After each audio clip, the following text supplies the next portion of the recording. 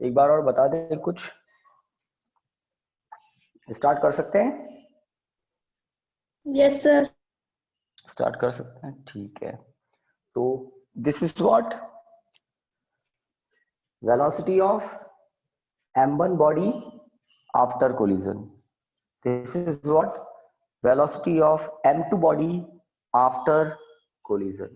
ठीक है, और m1 फर्स्ट बॉडी का मास है, m2 सेकंड बॉडी का मास है, u1 इनिशियल वेलोसिटी है बिफोर कोलिजन हम कहते हैं, u2 इनिशियल वेलोसिटी है सेकंड बॉडी बिफोर कोलिजन। ठीक है, और आफ्टर कोलिजन हमने पता किया है। ठीक है, दोनों बॉडीज मोशन कर रही थी हमारे उस केस में, हमारे उस टॉपिक में। चलिए, V2 का जो फॉर्मूला है उसके नीचे लिख लीजिए। केस 1, फर्स्ट केस 1,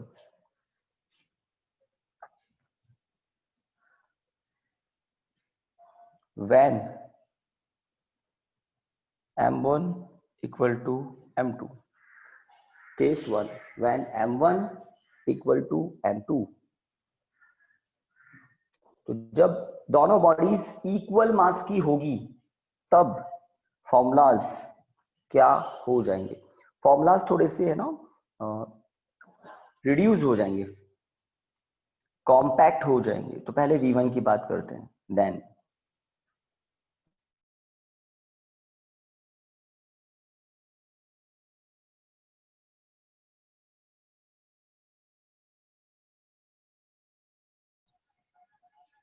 होगा क्या,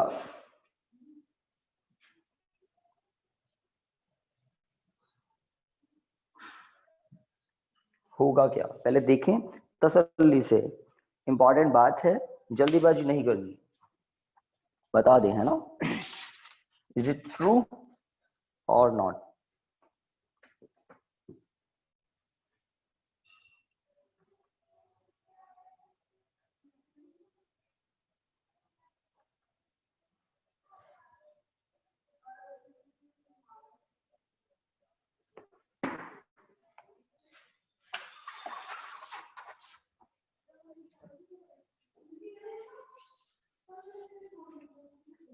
तो आई थिंक आपने चेक कर लिया होगा।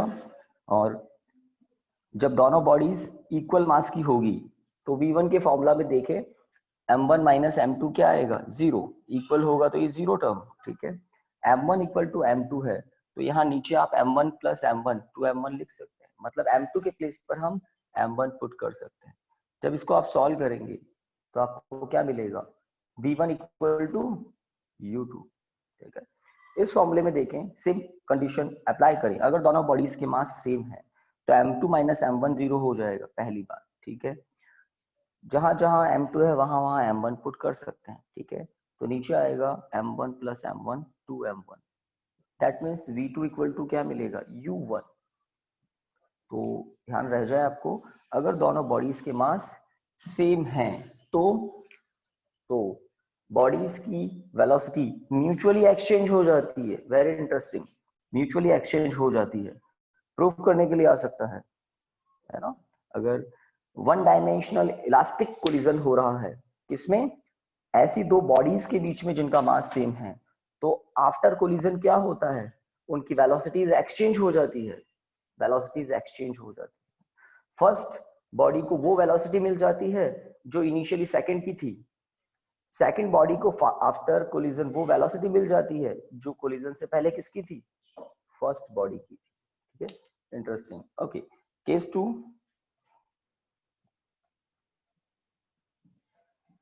Case 2, when m1 equal to m2 and u2 equal to 0, मास तो इक्वल हैं और सेकंड बॉडी रुकी हुई है, जैसा कि कैरम बोर्ड में होता है ना। तो अगर आप कैरम बोर्ड के स्टार्टर के प्लेस पर, सुनाई दे रही है आवाज सभी को, एक दो बता दें। Yes sir. सेकंड केस में कैरम बोर्ड का एग्जांपल इसलिए ले रहा हूं मैं, अगर आप स्टार्टर के प्लेस पर है ना कॉइन यूज लें, कैरम बोर्ड की जो व्हाइट ब्लैक गोटी होती है उसमें से कोई एक कॉइन यूज लें, कॉइन से दूसरे कॉइन को स्ट्राइक करें, गोटी से गोटी को स्ट्राइक करें, तो हमें पता है आइडेंटिकल होता है मास हर कॉइन का। तो अगर आप कॉइन से कॉइन को स्ट्राइक करते हैं तो मतलब M1 बॉडी वो है, वो कॉइन है जिससे आप स्ट्राइक कर रहे हैं, और M2 उस कॉइन का मास है जिस पर आप स्ट्राइक कर रहे हैं, दोनों आइडेंटिकल है। और जिस पर स्ट्राइक कर रहे हैं वो तो रुकी हुई है, और जिससे स्ट्राइक कर रहे हैं उसको आपने मोशन दिया है, मोशन दिया है। तो आप क्या देखेंगे, जिस कॉइन से आपने स्ट्राइक किया था वो कॉइन स्टेशनरी कॉइन के वहां रुक जाता है, और स्टेशनरी कॉइन मोशन करने लग जाता है। तो मूविंग कॉइन रुक जाता है और रेस्ट पर जो कॉइन है वो मोशन करने लग जाता है। तो आप इक्वेशन जो है ना हमारे V1 और V2 के, अभी तक बच्चे एंटर कर रहे हैं। ओके, तो V1 का फॉर्मूला क्या है, V1 इक्वल टू क्या है गाइस, कोई नहीं बोलेगा, बताइए V1 का फॉर्मूला क्या है।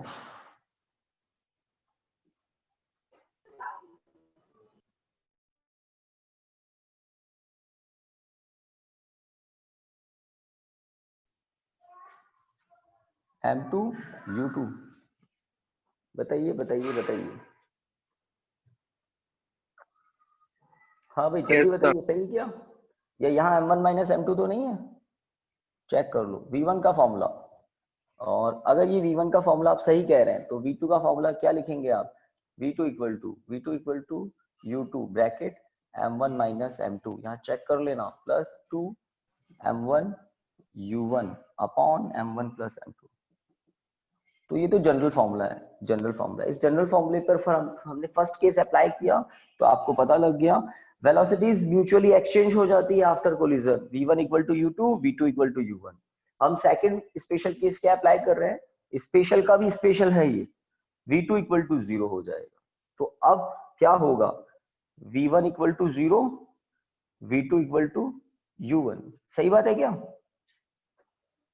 जो बॉडी मोशन करती हुई आ रही थी वो तो रुक जाएगी, फर्स्ट बॉडी की फाइनल वेलोसिटी 0 है ना।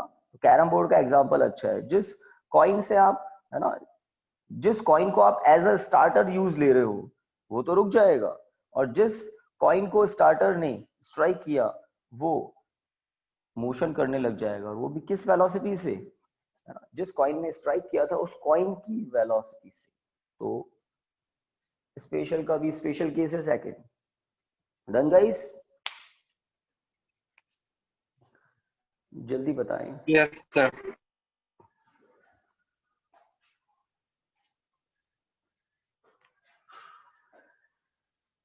Okay,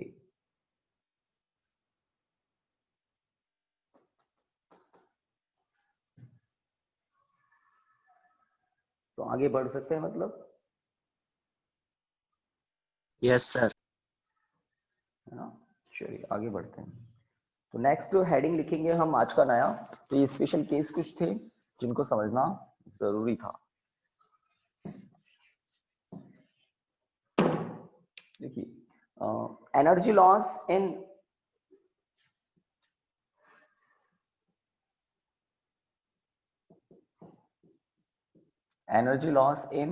inelastic collision।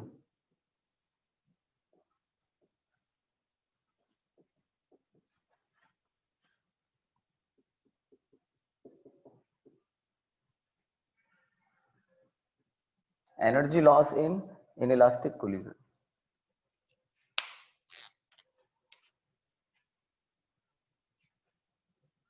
अब ये इनइलास्टिक कोलिजन क्या होती है, बताएं कोई। कल हमने दोनों बात की थी, इलास्टिक कोलिजन, इनइलास्टिक कोलिजन। और इलास्टिक कोलिजन में क्या होता है और इनइलास्टिक में क्या होता है। तो इलास्टिक सर कोलिजन में, वो फुल्ली हाँ डिफॉर्म, सॉरी, रिफॉर्म हो जाता है पूरी तरह, और इनइलास्टिक में नहीं हो पाता रिफॉर्म ठीक है। ऑब्जेक्ट। तो इलास्टिक कोलिजन में बिल्कुल मोमेंटम, काइनेटिक एनर्जी, ठीक है, दोनों कंजर्व रहते हैं, काइनेटिक एनर्जी भी कंजर्व रहती है। इनइलास्टिक में ऐसा नहीं होता है।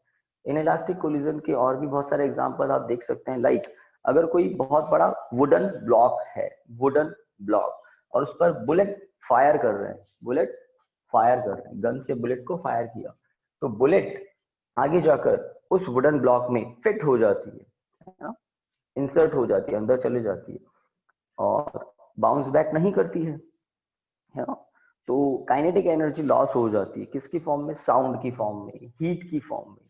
अगर बहुत सारी बुलेट एक वुडन ब्लॉक पर फायर करते हैं तो वुडन ब्लॉक का टेम्परेचर बढ़ जाता है, बुलेट का खुद का टेम्परेचर भी बढ़ता है।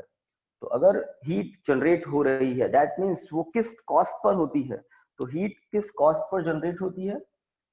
At the cost of loss of kinetic energy. तो ये इनइलास्टिक कोलिजन होती है। इलास्टिक कोलिजन में कोई हीट जनरेट नहीं होती है।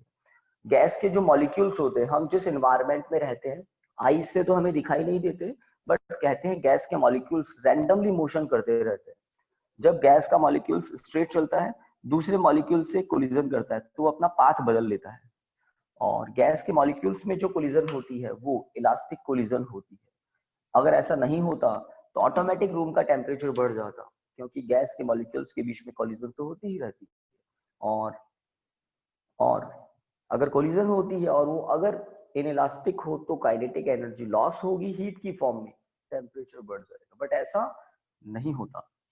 ओके गाइस, स्टार्ट करते हैं। इनइलास्टिक कोलिजन में एनर्जी लॉस होता है, हम प्रूव कर देंगे होता है। किसमें? इनइलास्टिक कोलिजन में। स्टार्ट करते हैं, लिखिए। Consider a body of mass m, consider a body of mass m moving with initial velocity u1, moving with initial velocity u1,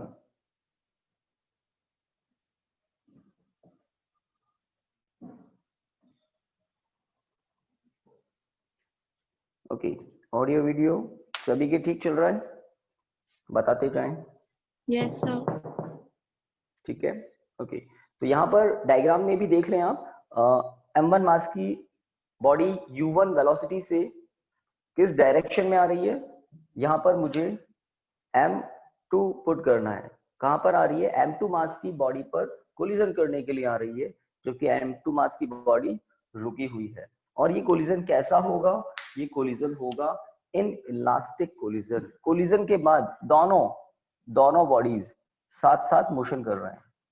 अगर इलास्टिक होता तो इम्पॉसिबल है कि साथ साथ मोशन करती। ठीक है,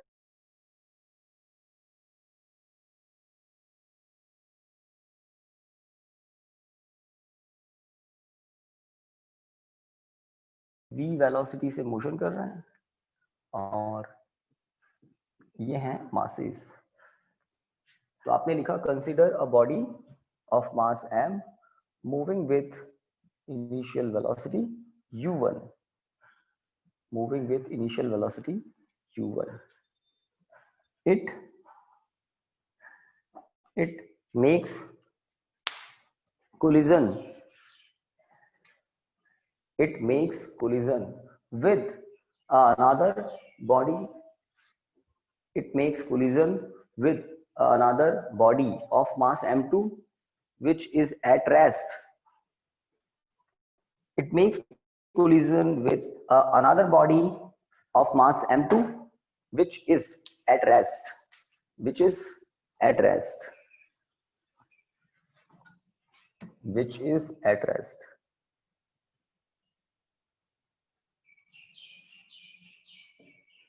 u2 इक्वल टू 0। डायग्राम बना सकते हैं आप।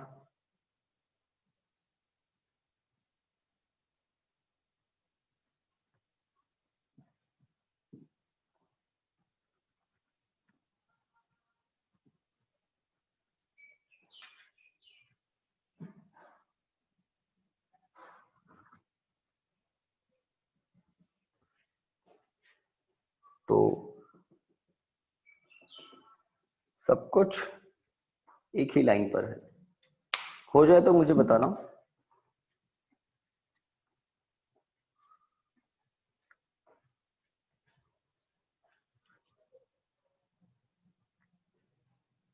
Yes, sir. एक दो और बता दें फिर आगे बढ़ते हैं। Yes, sir. हो गया ना? चलिए, तो आपने क्या लिखा? Consider a body of mass as moving with initial velocity u1 makes collision with another body of mass m2 which is at rest. Okay, full stop. आगे लिखिए, नया पैराग्राफ बनाकर लिखिए, after inelastic collision between them, after inelastic collision between them, the two bodies moves together with, after inelastic collision between the two bodies, between them, the two bodies moving, the two bodies moves together, the two bodies moves together with velocity v as shown in figure, moves together with velocity v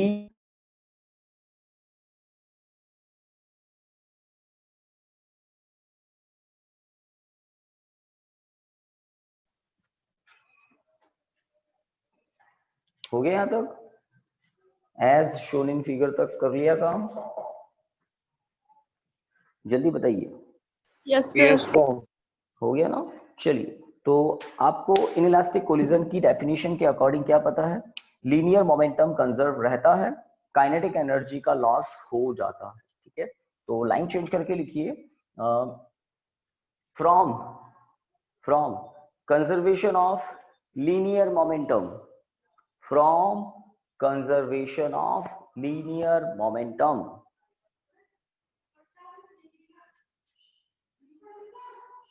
हो गया यहां तक? Yes, sir.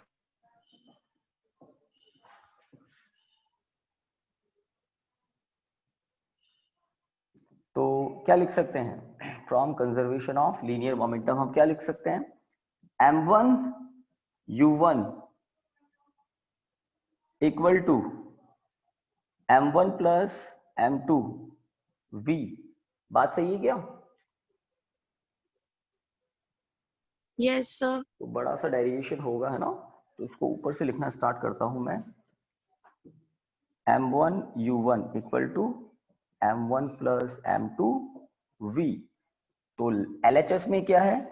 Before collision moment, linear momentum before collision, और RHS में linear momentum after collision. ठीक है, आपको v equal to मिल जाएगा इससे क्या?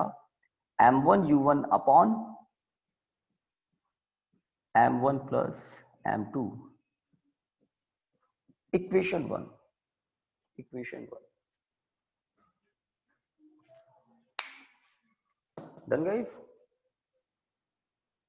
तो Yes, टॉपिक sir. में, है ना, टॉपिक में करना क्या है वो सुन लो। We have to prove that there is some kinetic energy always lost in inelastic collision. हम प्रूव करेंगे कि जो काइनेटिक एनर्जी में लॉस आएगा वो नॉन जीरो आएगा, है ना? नॉन जीरो आते ही हम समझ जाएंगे कि इसका मतलब लॉस होता है। तो हम प्रूव कर देंगे कि इनइलास्टिक कोलिजन में काइनेटिक एनर्जी का लॉस होता है।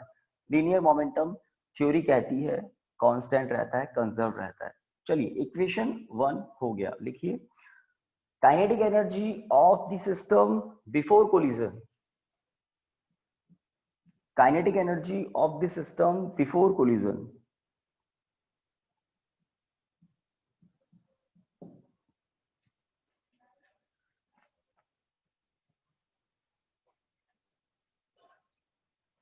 इक्वेशन 2 देखिए, ठीक है, half m1 u1 square, m2 तो रुका हुआ है ना बिफोर कोलिजन, के आई लिख दिया मैंने इनिशियली, काइनेटिक एनर्जी क्या है। इक्वेशन 2 के बाद kinetic energy of the system after collision, kinetic energy of the system after collision, kinetic energy of the system after collision. Formula देखो, दोनों बॉडीज साथ साथ मोशन कर रही है, तो सिस्टम का मास हो गया m1 प्लस m2 और स्पीड है या वेलोसिटी है v। यहां पर इक्वेशन 3 पुट नहीं करें, इक्वेशन 1 से v की वैल्यू पहले पुट कर दें। kf equal to f for final half m1 plus m2 into m1 square u1 square upon m1 plus m2 whole square from equation 1 से हमने वैल्यू पुट की, कुछ कैंसिल हो रहा है, कैंसिल कीजिए, के F kinetic energy after collision, final kinetic energy half m1 square u1 square upon m1 plus m2 equation 3, इसे पुट करना है। चेक भी करते जाएं, इक्वेशन 1 से v की वैल्यू पुट की है, m1 प्लस m2 की पावर यहाँ 1 है, यहाँ 2 है, एक कैंसिल हो गया, इक्वेशन 3 तक पहुंच गए। Yes sir. कोई पीछे नहीं रह जाए, बता देना। तो हमें अब डिफरेंस पता लगाना है, किसका? काइनेटिक एनर्जी का। अब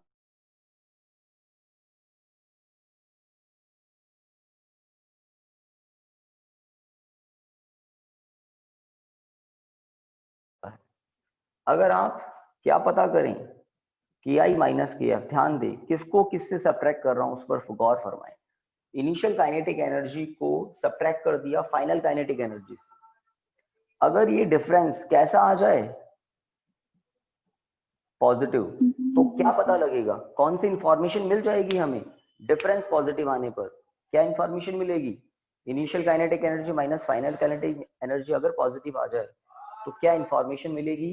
सीधी सीधी इंफॉर्मेशन मिलेगी, क्या काइनेटिक एनर्जी का लॉस हो रहा है, काइनेटिक एनर्जी का लॉस हो रहा है। 1 minute.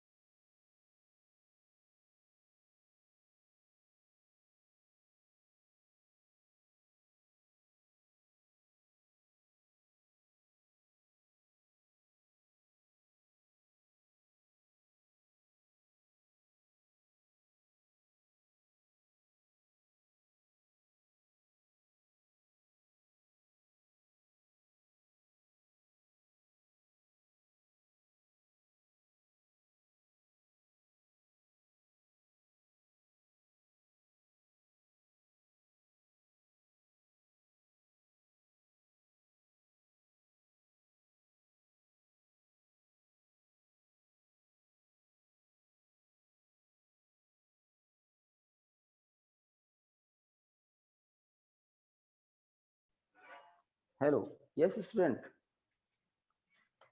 Yes sir. Audio yes connect sir. है ना? ओके, तो स्टार्ट कर सकते हैं। कुछ बता रहा था आपको,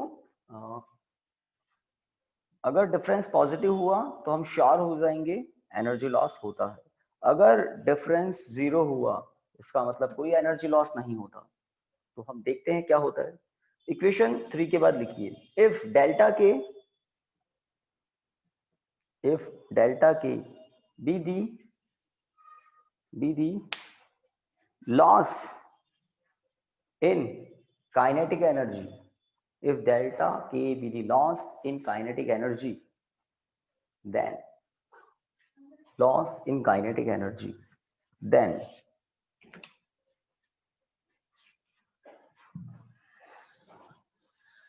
लिख लीजिए delta k equal to ki minus kf,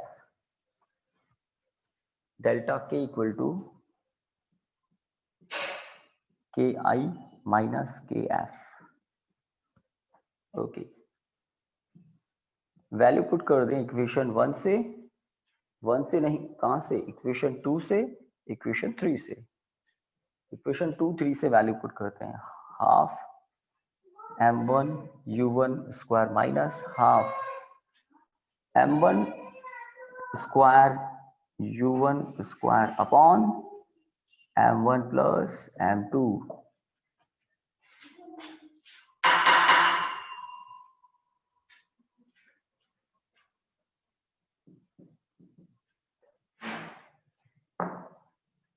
start कर सकते हैं सॉल्यूशन। तो अगर एक्सप्रेशन पॉजिटिव आ गया तो 100% एनर्जी लॉस होता है, अगर 0 आ गया तो इसका मतलब कोई एनर्जी लॉस नहीं होता है। तो देखते हैं, हाफ m1 कॉमन आता हुआ दिख रहा है, u1 ऑल्सो, तो बताएं कॉमन आ रहा है क्या, ये half m1 u1 square common आ रहा है दोनों टर्म में से, तो यहाँ रहा 1 minus minus m1 upon m1 plus m2, delta k equal to half m1 u1 square bracket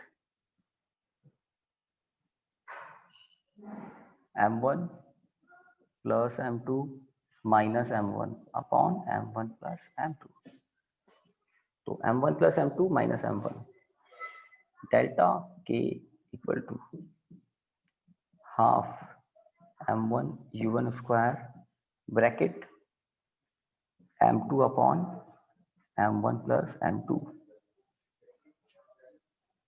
इसको ऑर्डर में लिख दे थोड़ा सा, delta k equal to 2 m1 m2 u1 square upon m1 plus m2। तो फॉर्मूले को देखकर क्लियर पता लग रहा है कि कुछ ऐसा एक्सप्रेशन हमारे सामने है जो कभी 0 नहीं हो सकता, जो कभी नेगेटिव नहीं हो सकता। तो क्या हो सकता है, कभी 0 नहीं हो सकता, कभी नेगेटिव नहीं हो सकता, तो क्या हो सकता है, पॉजिटिव, बस पॉजिटिव ही हो सकता है। That means there is always some energy lost in inelastic collision. आपने खुद ने देखा m1 m2 तो मास है, कभी नेगेटिव 0 तो होते ही नहीं है, पॉजिटिव होते हैं। u1 की बात करें तो m2 बॉडी तो रुकी हुई थी, सही बात, और m1 बॉडी मोशन कर रही थी, तो ऑब्वियसली u1 है, 0 नहीं है u1 की कुछ वैल्यू पॉजिटिव है, और आप देख रहे हैं u1 पर स्क्वायर भी है, ठीक है। तो डेल्टा k का ये एक्सप्रेशन हमें क्लियर कर रहा है कि डेल्टा k पॉजिटिव होगा। इसके नीचे आप लिख सकते हैं, देखिए, from above result we conclude that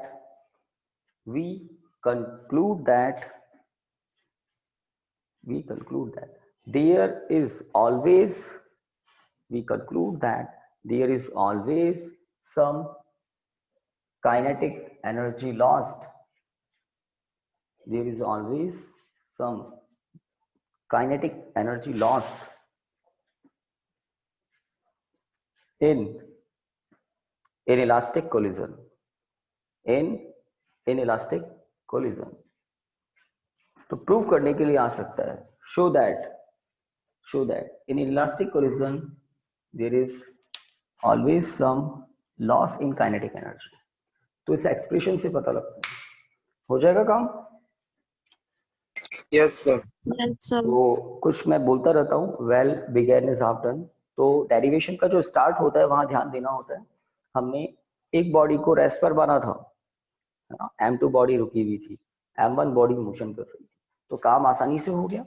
और एनसीईआरटी टेक्स्ट बुक में इस मेथड को यूज लेकर काम किया। चलिए आगे बढ़ सकते हैं। नेक्स्ट हेडिंग लिखिए, 2 डायमेंशनल इलास्टिक कोलिजन।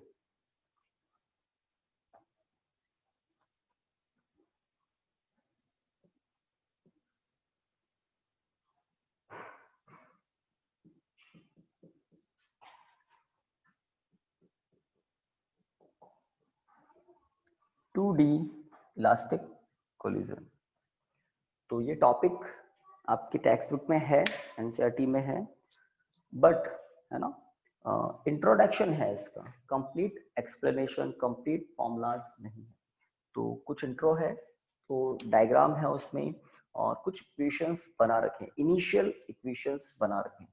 तो जितना है उतना हम भी करते हैं, ठीक है। तो 2D इंपॉर्टेंट बात क्या है, 2D 2 डायमेंशनल। जो कैरम खेलने में थोड़ा एक्सपर्ट हैं वो ऐसा करते हैं, है ना, कहीं पे निशाना लगाते हैं और कहीं से काम कर देते हैं। तो 2D कोलिजन्स भी होती है ना। जैसे कोई कॉइन यहाँ है, आपने इधर स्ट्राइक किया तो आपका स्ट्राइकर इधर चला जाएगा और है ना कॉइन इधर चला जाएगा। और लीनियर जो बहुत ही है ना सेफ खेलते हैं वो बिल्कुल हेड ऑन कोलिजन करते हैं और बस लाइन पे ही जाती है गोटी। तो इस तरह से 2D इलास्टिक कोलिजन की हम बात कर सकते हैं। देखिए लेट एक बॉडी है, इनिशियली रेस्ट पर है, एक लाइन ड्रॉ कर देता हूं मैं,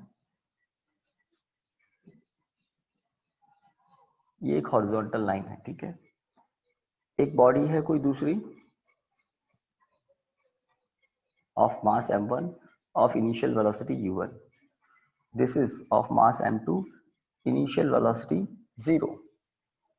तो जब m1 मास की बॉडी u1 वेलोसिटी से मोशन करके स्ट्राइक करती है, और इस तरह से करती है कि हेड ऑन कोलिजन नहीं होती है, बिल्कुल यहाँ पर कोलिजन नहीं होकर कुछ ऊपर या कुछ नीचे होती है, हल्का सा भी ऊपर नीचे हुई, हेड ऑन नहीं है। तो आफ्टर कोलिजन वो इस लाइन को फॉलो नहीं करेगी। कौन? दोनों। अगर यहां पर कोलिजन होती है तो उसको कहते हैं head on collision. Head on collision 1 dimensional collision होती है। इस बॉडी को मैं थोड़ा सा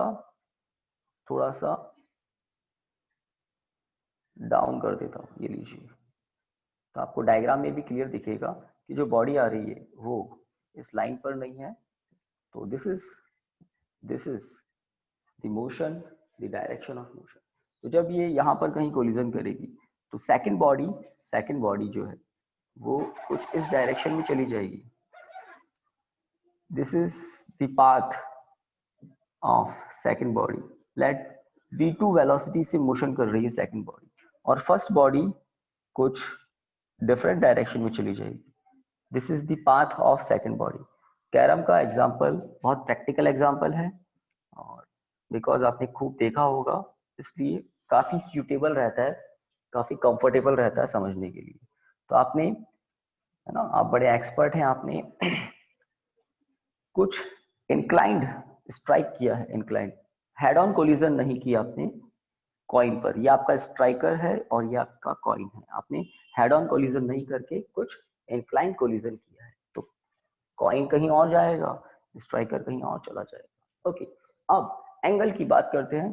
तो वो जो दोनों बॉडीज को कनेक्ट करने वाली लाइन थी, वहां से कुछ एंगल हम देख लेते हैं, θ2 और यहाँ θ1।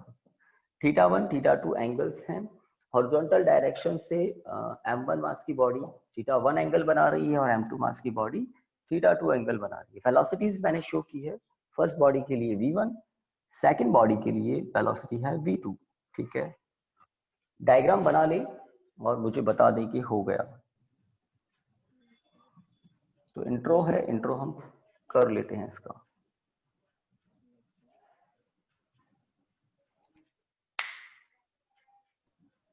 यस, ये तो स्क्रीन का प्रॉब्लम हो जाता है। आफ्टर कोलिजन आपने सिर्फ ये हाइपोथेटिकली मतलब अज्यूम की ना वेलोसिटी है, यही होगी एक्चुअल में?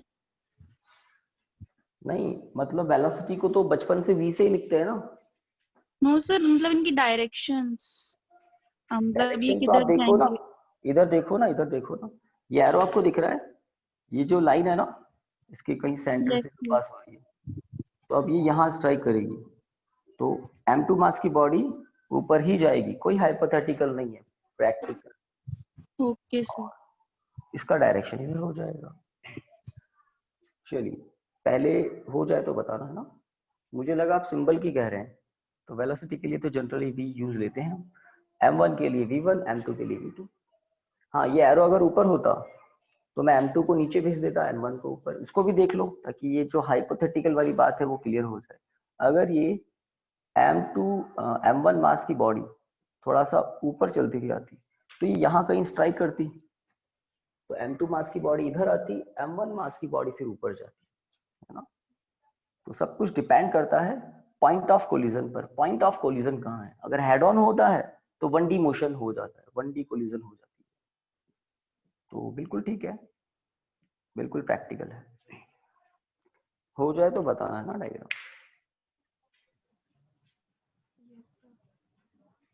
Yes sir. कुछ और बोलते हैं फिर आगे बढ़ते हैं। Yes sir. Yes sir. आपको थोड़ा सा काम और करना है, एरो डाउनवर्ड भी अप्लाई करना है और यहाँ से एरो अपवर्ड भी अप्लाई करना है, because we all know momentum is a vector quantity, है ना। तो फर्स्ट बॉडी का आफ्टर कोलिजन मोमेंटम क्या है? फर्स्ट बॉडी का आफ्टर कोलिजन मोमेंटम क्या है? m1 v1 है। ये मोमेंटम थीटा 1 एंगल बना रहा है हॉरिजॉन्टल डायरेक्शन से, तो हॉरिजॉन्टल डायरेक्शन में फर्स्ट बॉडी के मोमेंटम का कंपोनेंट देखिए, theta 1 cos theta 1। First body का परपेंडिकुलर डायरेक्शन में कंपोनेंट, फर्स्ट बॉडी के मोमेंटम का परपेंडिकुलर डायरेक्शन में component m1 v1 sin theta 1। तो मोमेंटम है m1 v1, इसके दो कंपोनेंट होंगे, horizontal component, vertical component. Similarly first body की तो बात हो गई, similarly for second body it's momentum is m2 v2 after collision. The components of m2 v2 in horizontal direction is m2 v2 cos theta 2, and the component in vertical direction is m2 v2 sin theta 2। तो ये components अपने diagram में आप show कर दें फटाफट। तो momentum vector quantity होती है, वेक्टर्स को हम रिजॉल्व करते हैं हॉरिजॉन्टल वर्टिकल कंपोनेंट्स।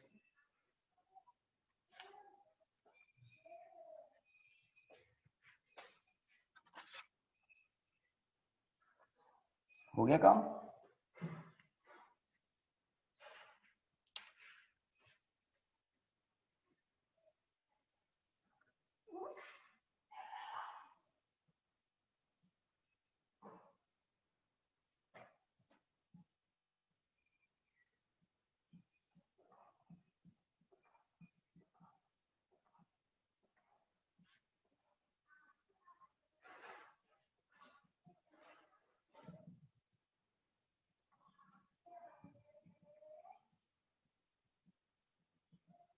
ओके, तो दो डायरेक्शन है, horizontal direction, vertical direction. Horizontal direction को हम एक्स डायरेक्शन इन जनरल बोल देते हैं। तो हॉरिजॉन्टल डायरेक्शन में अगर मोमेंटम कंजर्वेशन की बात करें तो क्या होगा?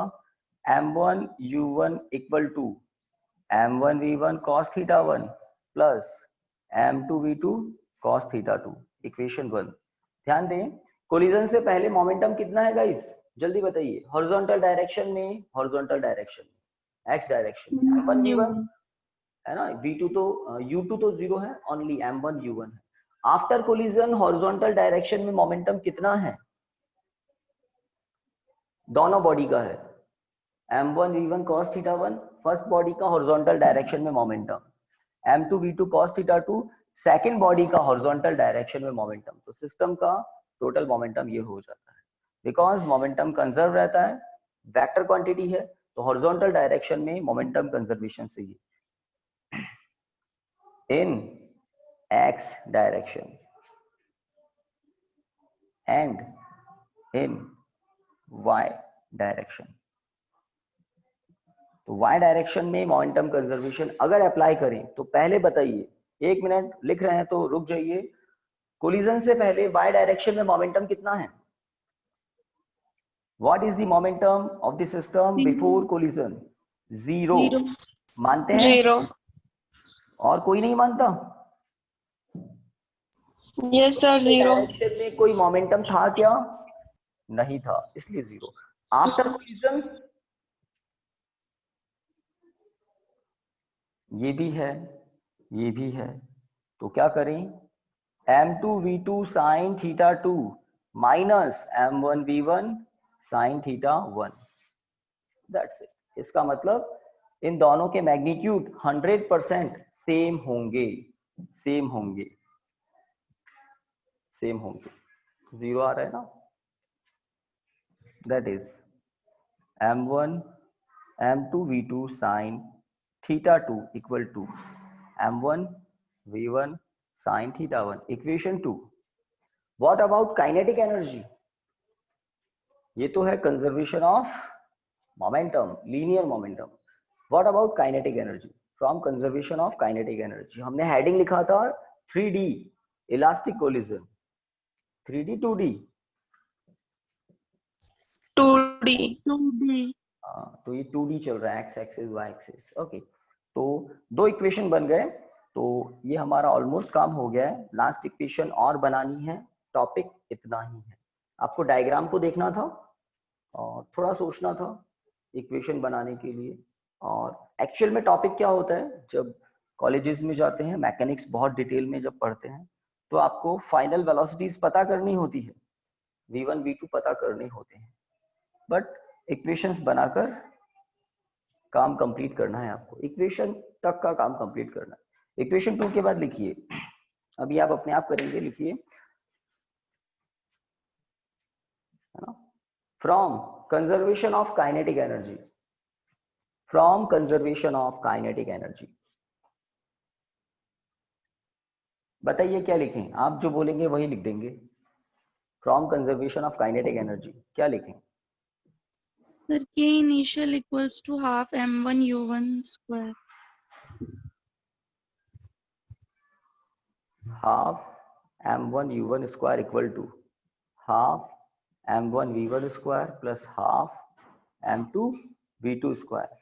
Kinetic energy, energy scalar quantity होती है, मानते हैं सभी?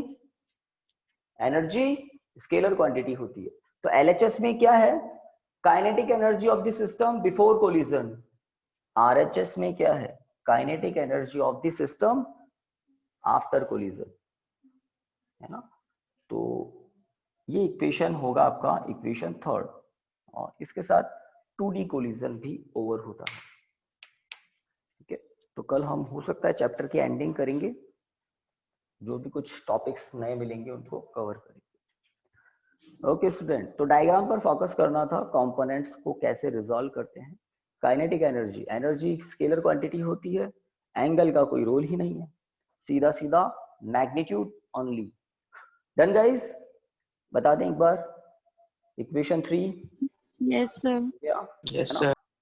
तो आज की क्लास को तो स्टॉप करते हैं यहाँ, कल कुछ नए टॉपिक के साथ मिलते हैं। Thank you students, good day. Thank you, sir. Okay.